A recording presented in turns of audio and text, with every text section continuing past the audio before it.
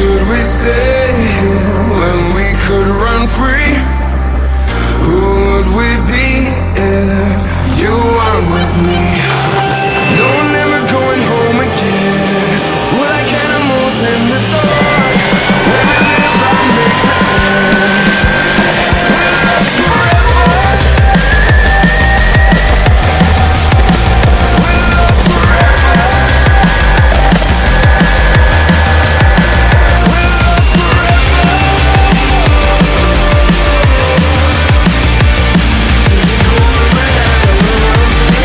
We're like animals in the dark.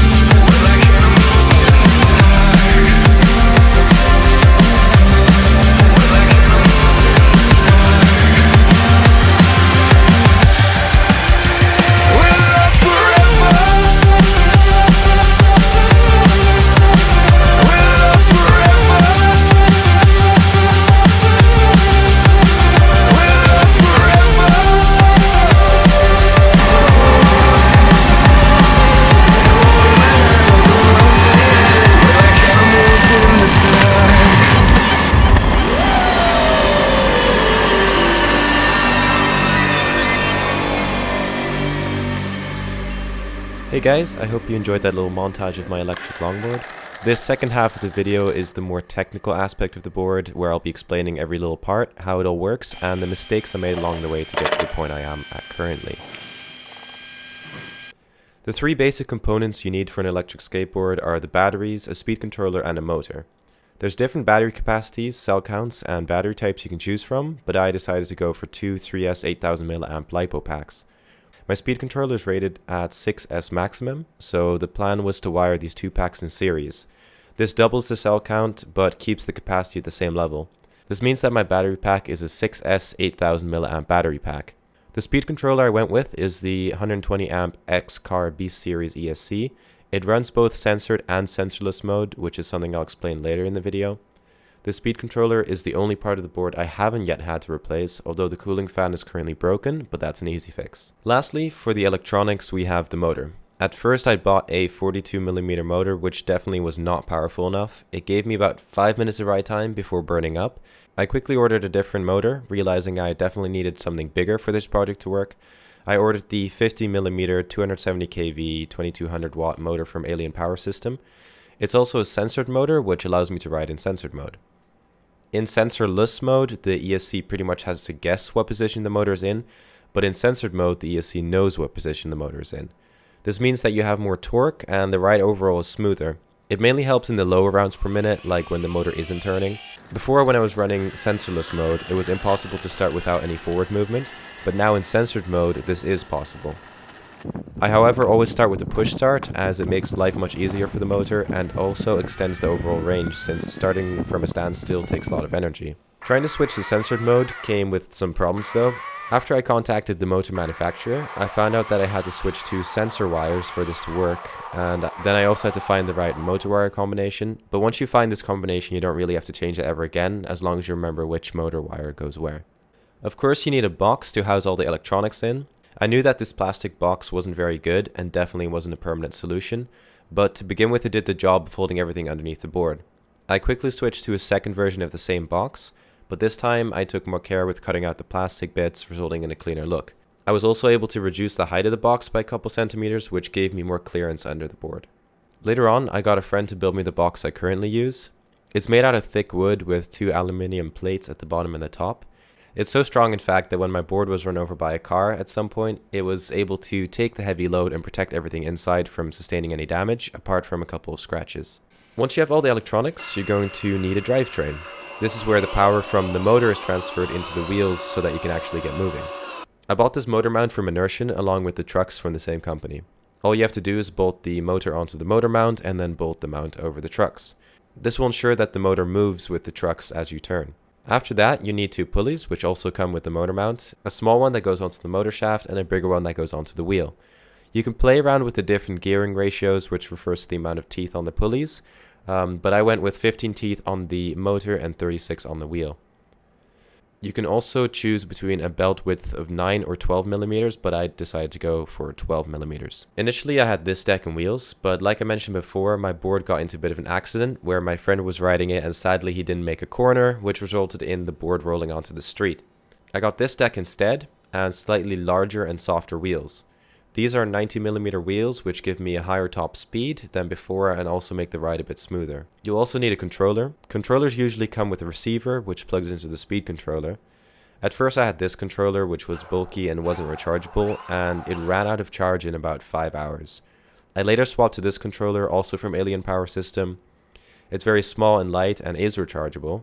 The battery life lasts literally weeks, and I don't really even have to think about recharging it. The downside to this controller though is the throttle, because it's very, very sensitive. This makes it very difficult for first-time riders to learn to ride this board, and this problem can be avoided by upgrading to an ESC which allows for programmable throttle curves. Mine does not have this capability, and therefore I had to become very precise with the throttle. It definitely takes a couple of weeks to get fully comfortable with the throttle, but other than that, this is the remote I recommend. Charging is a little bit iffy with my board. I could have gone with a BMS, but at the time of building this board, I didn't know much about them, so I decided to go for this IMAX B6 LiPo charger. To charge, I connect the main power lead and the battery's balance lead to the charger, and when I'm not charging, I store the balance lead in this little box to somewhat waterproof it. This change was made after I broke the first pair of batteries when riding through this rain. To power the board on, I plug the main power lead into the rest of the system and then flip the on-off switch on the ESC. The remote and the receiver bind as soon as they're both turned on. The latest addition I've made to my board is this battery screen. It's wired directly into the leads coming from the batteries and shows me the percentage left.